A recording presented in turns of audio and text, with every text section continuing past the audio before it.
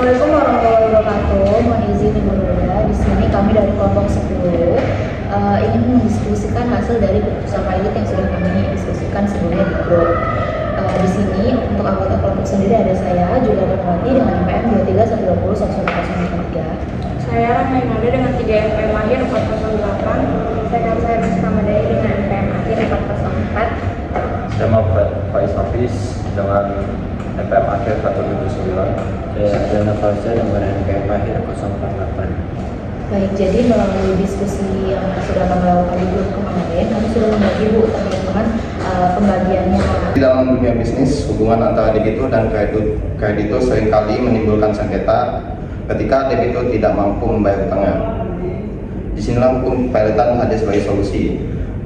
Kepilitan adalah sita umum atas seluruh kekayaan debitur yang pengurusannya dan pemberesannya dilakukan oleh kurator di bawah pengawasan hakim pengawas sebagaimana diatur dalam pasal 1 angka 1 Undang-Undang Nomor 37 Tahun 2004. Sebelum sampai ke kepilitan, ada mekanisme yang disebut PKPU atau penundaan kewajiban pembayaran utang. PKPU memberikan kesempatan kepada debitur untuk mengajukan rencana perdamaian kepada para krediturnya agar usahanya tetap berjalan. Syarat agar seorang bisa dinyatakan pilot ada 3, yaitu yang pertama memiliki minimal 2 kreditur, yang kedua terdapat minimal 1 utang yang sudah jatuh tempo, dan ketiga debitur tidak membayar utang tersebut.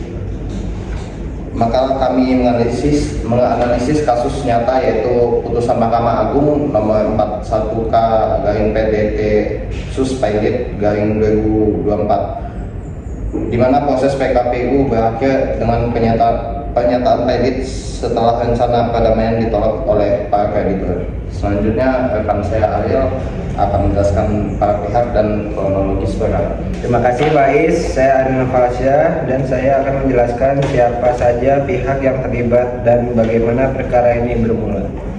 Yang pertama ada para pihak dalam kasus ini adalah PT Buana Chandra Mandiri sebagaimana kreditur sekaligus pemohon PKPU, lalu PT Gajah Mas Mulia dan Lina Ganiato sebagai debitur.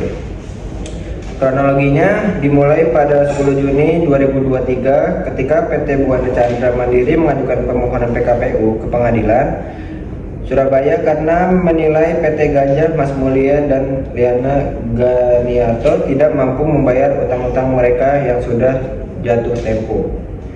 Pada 4 Agustus 2023, pengadilan mengabulkan PKPU sementara selama 45 hari. Hakim pengawas ditunjuk yaitu Slamet Suripto dan 2 pengurus diangkat untuk menghadapi debitur. Selanjutnya ada puncaknya terjadi pada 15 September 2023. Dalam rapat kreditur debitur mengajukan rencana perdamaian. Namun, seluruh kreditur yang hadir secara bulat menolak rencana tersebut dengan alasan tidak ada dasar yang jelas soal kemampuan bayar debitur. Bahkan debitur sendiri menyatakan rencana perdamaian bersifat final dan tidak bisa diperbaiki lagi. Lanjut ada penolakan bulat ini menjadi titik kritis yang menentukan nasib debitur. Berdasarkan pasal 289 UUK, penolakan rencana perdamaian secara otomatis memicu penjatuhan pilot. Selanjutnya, Julia akan menjelaskan analisis alasan pilot dan pertimbangan hakim. Baik, sesuai dengan pembagian, di sini saya akan menjelaskan terkait dengan mengapa pilot dijatuhkan dan bagaimana hakim mempertimbangkannya. Sesuai dengan putusan yang sudah kami diskusikan, 3 hari setelah rapat kreditur tepatnya 18 September 2023, Majelis Hakim Pengadilan Niaga Surabaya menjatuhkan putusan pilot terhadap PT Gajah Mas Mulia dan Liliana Ganianto, di mana dasar hukumnya itu jelas. Pasal 289 UU Kepilotan menyatakan bahwa apabila rencana perdamaian ditolak, pengadilan wajib menyatakan debitur pilot, sehingga ini sifatnya imperatif, artinya hukum tidak punya pilihan lain. Lalu, mengapa sih perdamaiannya ditolak? Sesuai dengan putusan, para kreditur itu menilai bahwasannya proposal debitur tidak layak karena tidak menyertakan jalur pembayaran yang realistis, tidak ada sumber dana yang jelas, dan debitur bahkan menutup pintu negosiasi dengan menyatakan proposalnya final. Selanjutnya, Mahkamah Agung dalam pertimbangannya menegaskan dua hal. Pertama, voting telah dilakukan secara sah. Kedua, argumen kasasi yang mempersoalkan keabsahan voting adalah penilaian fakta, bukan kesalahan hukum, sehingga tidak bisa dipertimbangkan di tingkat kasasi. Selanjutnya, putusan ini itu secara yuridis sudah benar dan konsisten, namun secara kritis tidak ada ruang bagi hakim untuk menilai apakah penolakan kreditur sudah sesuai dengan proporsional atau tidak. Untuk penjelasan kurator, hakim, pengawas, dan akibat hukum akan dilanjutkan oleh teman saya Rahman. Baik, selanjutnya saya akan membahas siapa yang mengelola perkara setelah pilot dijatuhkan dan apa akibat hukumnya. Dalam putusan ini, pengadilan menunjuk dua kurator, yaitu Agustinus Widyo Pramono dan Aditya Surya Dianinggar. Keduanya sebelumnya sudah menjadi pengurus di fase PKPU, sehingga sudah memahami kondisi keuangan debitur. Hakim pengawas yang telah ditetapkan adalah Slamet Suripto, juga melanjutkan peran yang sama dari fase PKPU. Penunjukan ini sesuai dengan pasal 15 UUK. Lalu, apa akibat hukumnya bagi debitur? Sejak putusan diucapkan pada 18 September 2023, debitur langsung kehilangan hak untuk menguasai dan mengurus seluruh hartanya. Semua aset masuk ke dalam badil pilot dan dikelola oleh kurator.